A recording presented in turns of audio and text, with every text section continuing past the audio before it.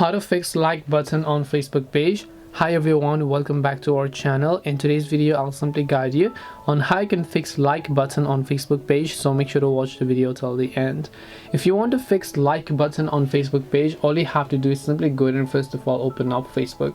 Once you open up Facebook, just tap the three lines option, and then first of all I want you to simply switch to that page. Once you switch to that specific page of the pages that you own, you can just come to the pages profile over here. Once you're there, you can tap the three dots option here. Once you tap the three dots option, right over here you'll be able to see this option known as edit action button. So tap on edit action button, and if the like button is not showing, by default you can see it says message. You can tap on the edit buttons option here, and then over here you'll simply be able to see the like option or the see more option and so on. Once you select that, people who select that option will be able to like your page. Now in case you want to see how other people are viewing it, you can tap the three dots option, select view as. This is how other people are going to be able to view my profile, and then you can see the like button. Whoever visits this page will most likely see this like button over here. This way you can fix the like button on Facebook page. Hope this video was very helpful. If you have any questions, then feel free to leave them down.